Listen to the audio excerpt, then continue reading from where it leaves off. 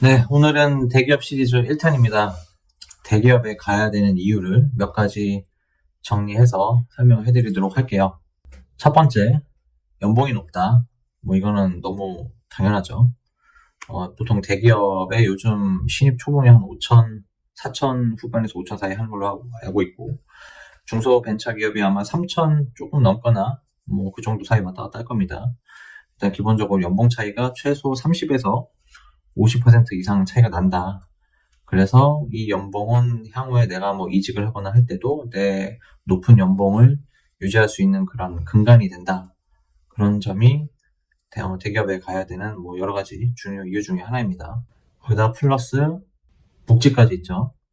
예를 들어서 휴양 리조트라든지 현금성 복지 포인트, 삼시세끼 다 제공해 주는 거, 그다음에 간식, 휴게 공간 등등. 삼시세끼도 가면은 점심에 메뉴가 몇 가지가 있어요. 그런 식으로 복지 혜택도 많다. 그래서 이거는 다른 중소기업이나 그런 기업에 비해서 압도적인 장점이다. 그다음 두 번째는 앞에 얘기하고 조금 연장선일 수도 있는데 안정적입니다. 일단은 중소기업에 비해서 쉽사리 망하지 않아요. 중소기업은 자기 아이템이 갑자기 이제 어려워지면 회사가 어려워지는 경우가 되게 많고 회사가 망하는 경우도 되게 많습니다. 근데 대기업은 그렇지 않죠. 쉽사리 망하지 않고요. 그리고 주변에 업황에 좀 덜 흔들립니다. 업황에 덜 흔들린다는 게 예를 들어서 갑자기 경기가 안 좋아요. 경기가 안 좋아도 대기업들은 대부분 다 해외를 대상으로 비즈니스를 하고, 그리고 국내에서 하더라도 필수재 같은 것들 없으면 생활이 안 되는 것들 중심으로 비즈니스를 많이 하고 있기 때문에 경기가 안 좋더라도 어느 정도는 유지가 된다. 그리고 그 회사가 정말 어려워지면 이제 나라가 나설 정도가 됩니다.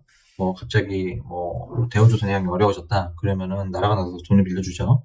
LG가 어려워진다. 그러면은 나라가 나서서 보조금 주고 그럴 겁니다. 삼성이 어려워지면 당연히 그럴 거고요. 그래서 회사가 어려워지면 나라가 나설 정도로 그 회사의 그 도산이라든지 이런 거를 필사적으로 막는다 하는 점에서 회사가 엄청 안정적이다는 점 되게 중요하고, 그 다음에 특정 분야의 전문가가 될 수 있다는 점 엄청 장점입니다.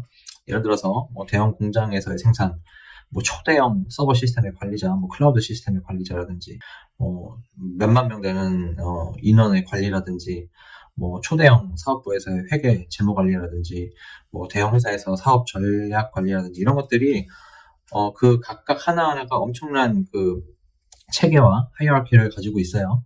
그래서 그 부분에서 계속 일을 하면 특정 분야의 전문가가 될 수 있다는 점 엄청난 장점입니다. 이거 중소기업에서 다니면은 요런 게 되게 어려울 수도 있어요. 거기다 플러스 여기서는 교육도 시켜줍니다. 대기업에서는. 중소기업에서는 교육도 시켜주긴 하는데 그 회사에 맞춤형 된 교육이라든지 그 회사에 완전히 피팅된 그런 딥한 교육은 잘 안 시켜주죠. 대기업에서는 다 시켜줍니다. 그래서 내가 교육 받겠다고 하면 오히려 시간 내주기도 하고, 그래서 특정 분야의 전문가가 될 수 있다는 점이 엄청 장점이고요. 그 다음으로는 큰 스케일의 비즈니스를 경험을 할 수 있다는 점 엄청 장점입니다. 예를 들어서 산보다 큰 배화 건물, 그 다음에 도시급 규모의 공장이라든지, 수십 년간 투자하는 원자재 소재 비즈니스, 전국 단위의 IT 인프라 서비스, 전 국민 대상의 온라인 서비스 이런 것들을 대기업에서 경험할 수 있죠. 예를 들어서 예를 들자면 도시급의 공장이라고 하면 정유 정제 시설 이런 데 가보면 엄청 큽니다.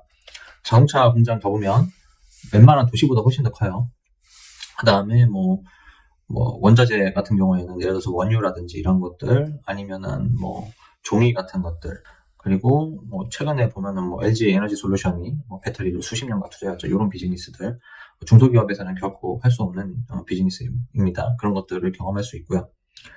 예를 들어서 카카오톡 같이 진짜 모든 모든 전 국민을 대상으로 한 온라인 서비스, 예를 들어서 특정 IT 서비스는 특정 고객만 타겟으로 하는 경우가 있는데 그게 아니라 전 국민을 대상으로 한 온라인 서비스 이런 것들을 경험해 볼 수 있으니까 이거는 엄청 큰 장점입니다.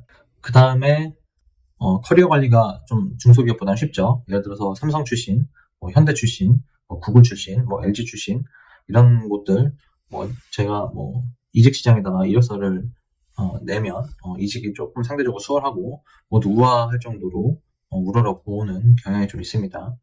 그래서 그런 부분이 내가 향후에 어떤 직장을 가지느냐에 대해서 큰 커리어 관리에 영향을 주고요. 그리고 뛰어난 사람을 많이 만날 수 있습니다.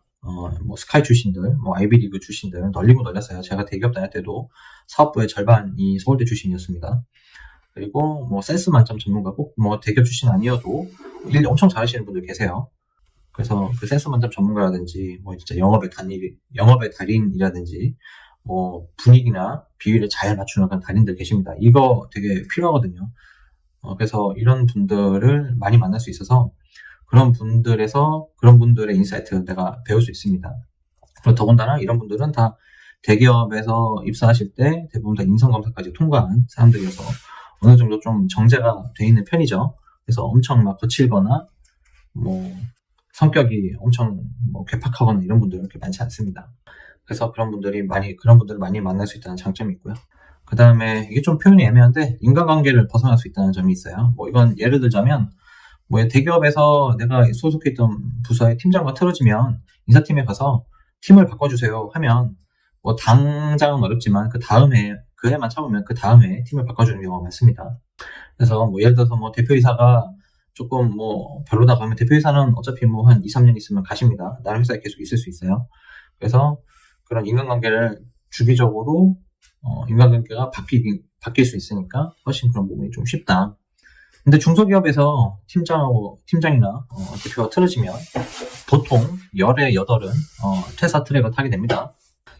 아니면은 뭐 버티기 들어가면 뭐 일을 안 주고 뭐 약간 좀 왕따시키는 분위기도 되죠. 작은 조직일수록 이런 게 더 심합니다. 작은 회사일수록. 오히려 큰 회사일수록 이런 게 좀 덜해요. 그래서 이런 부분이 인간관계를 갖다가 내가 좀 어느 정도는 좀 그 예측을 하고서 근무할 수 있는 부분. 그러니까 내 생활, 나의 그런 소득과 경제 생활에 영향받지 않도록 인간관계를 갖다가 뭐 정리하면서 갈 수 있다라는 점, 대기업의 장점이고요. 그 다음에 이거는 뭐 신입 사원들한테 특히 결혼 안 하신 분한테 유리한 말씀드릴 점인데, 결혼 시장에서 유리하다. 그래서 뭐 물론 전문직보다는 좀 덜할 수는 있지만 요즘 전문직도 경쟁이 엄청 치열합니다.